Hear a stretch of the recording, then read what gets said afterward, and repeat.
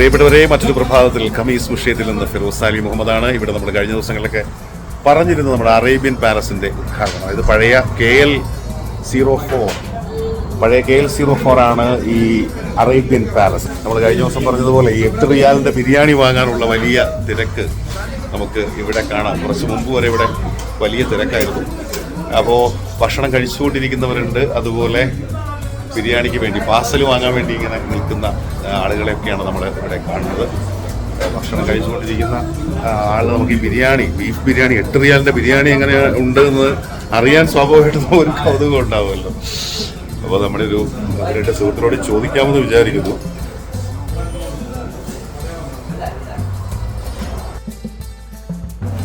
എങ്ങനെയുണ്ട് ബിരിയാണി? സൂപ്പറാണോ? 8 റിയാലിൻ്റെ പൊളിയാണ്.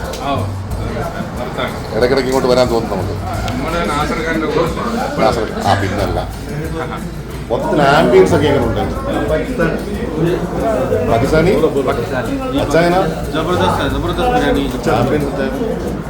Chicken mutton रोटी Pakistani interested है बिरयानी खाने में आ जाए. അന്തരീക്ഷം എങ്ങനെയുണ്ട്? സൂപ്പറാണ്, നല്ല രസമാണ്, നന്നായിട്ട്. അപ്പോൾ ഇതൊക്കെയാണ് നമുക്ക് ആദ്യ ദിവസം. അങ്ങോട്ട് ഗ്രാൻഡ് ഓപ്പണിങ് കഴിഞ്ഞതേ ഉള്ളൂ. അതിന് ശേഷമുള്ള ദൃശ്യങ്ങളാണ് നമ്മൾ കാണുന്നത്.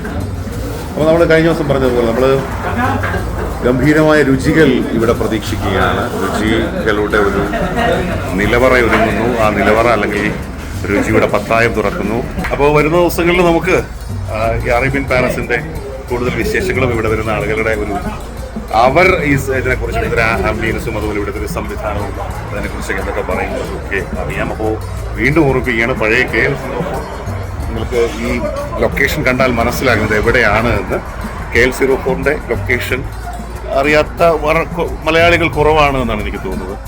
അപ്പോൾ രുചികരമായ ഭക്ഷണം കഴിക്കാൻ, അതുപോലെ പാർക്കിംഗ് സൗകര്യം, അതാണ് ഇതിൻ്റെ മറ്റൊരു പ്രത്യേകത. അപ്പോൾ അതിനൊക്കെയായിട്ട് ഇങ്ങോട്ട് വരും എല്ലാ പ്രിയപ്പെട്ടവരും എന്ന് പ്രതീക്ഷിക്കുന്നു. അപ്പോൾ അറേബ്യൻ പാലസ് നിങ്ങൾക്ക് വേണ്ടി ഇവിടെ തുറന്നിരിക്കും.